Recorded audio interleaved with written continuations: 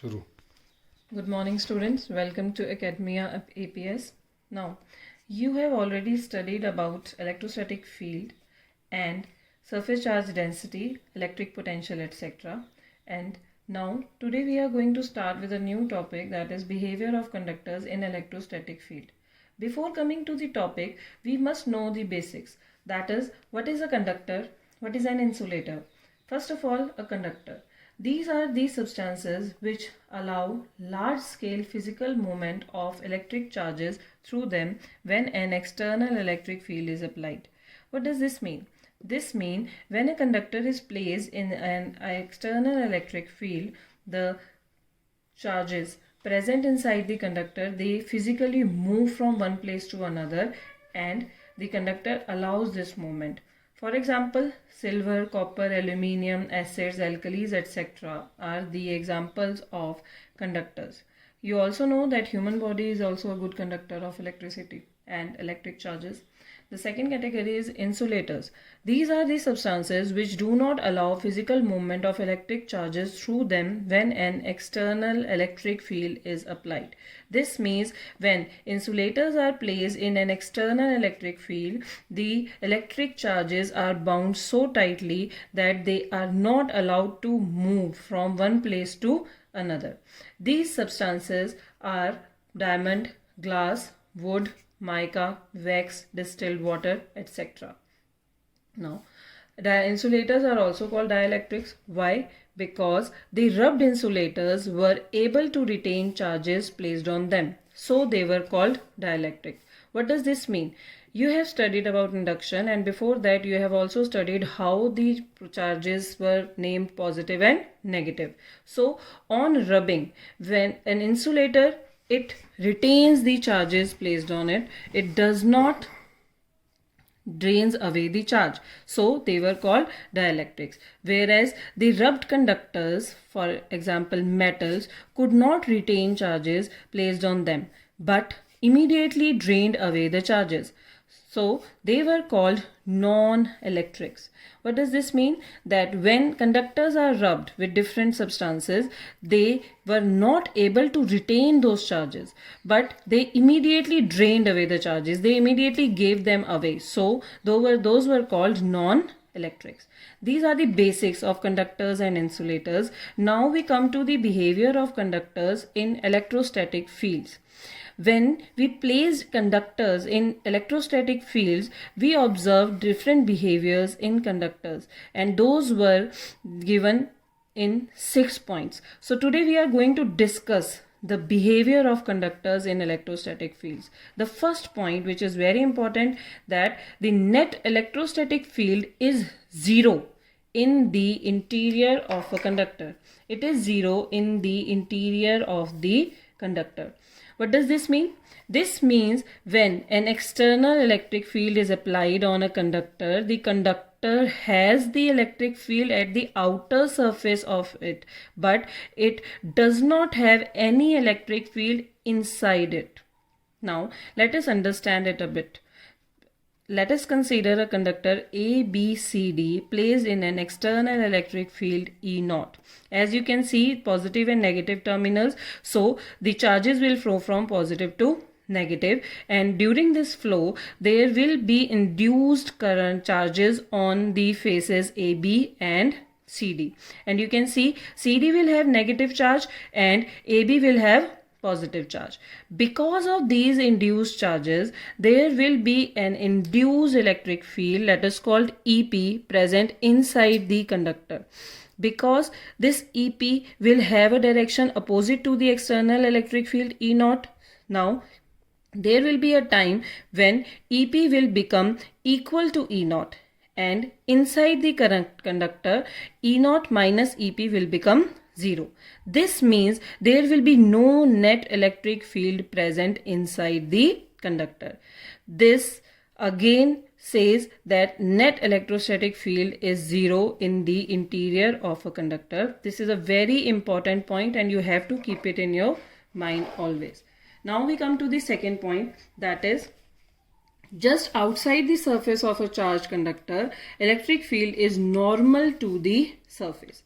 Now we know that electric field is not present inside the surface of the conductor, but it is present on the outside surface of the conductor. But we should know what is the direction of electric field present at the surface of the conductor. So let us discuss the direction of electric field present at the surface of the conductor. Before that, we know that electric field inside the conductor is 0. Now, if electric field inside the conductor is 0, that means no electric field lines are passing through the conductor. This means that the tangential component of electric field is 0. That is E cos theta is equal to 0. So, we know that electric field is present at the surface of the conductor. So, electric field cannot be 0. So, what is 0? That is cos theta. Cos theta is 0, which means theta is equal to 90 degree. So this shows that electric field is present at the outer surface of the conductor and it will always be normal to the surface of the conductor. Now let us discuss when it will be outward normal and when it will be inward normals. For that we will consider the surface charge density. You have already studied about surface charge density in the continuous charge distribution. So when surface charge density is greater than 0, then electric field is along the outdrawn normal. You can see these 2 points. Here we have shown that the charges are positive. So electric field, your surface charge density is greater than 0. And if the surface charge density is greater than 0, then electric field will be outward drawn normally. And where the charges are negative, the surface charge density is less than 0. And if the surface charge density is less than 0, then electric field will be inward normal. So now you know the direction of electric field, that it will always be present at the outer surface of the conductor and it will be outward drawn normally if the surface charge density is greater than 0, and it will be inward drawn normally when the surface charge density is less than 0. Now we come to the third point, that is third behavior which the conductor shows. Net charge in the interior of a conductor is 0. What does this mean? This means that the electric field is 0 and the net charge also inside the conductor is 0. Let us see how. You have already studied Gauss Theorem, and Gauss Theorem suggests that the line integral of the dot product of electric field and the area vector is equal to Q by epsilon naught. So inside the conductor we know that the electric field is equal to 0. If electric field is equal to 0, that means that net charge is also 0. So inside the conductor electric field is 0 as well as the net charge is also 0. But we know when a conductor is placed in an external electric field, there is excess charge. So what happens to that excess charge? Any excess charge on an isolated conductor resides on outer surface. So as your electric field resides on the outer surface, similarly the charge also resides on the outer surface of the conductor. We come to fourth point. What does fourth point suggest? Fourth point says that potential is constant within and on the surface of a conductor. Potential is constant within and on the surface of a conductor. Till now we have studied about electric field, electric potential, but now we are going to study the potential in the conductor when it is placed in an external electric field. You have studied about electric field and the relation between electric field and potential gradient. It is E is equal to minus dV by dr.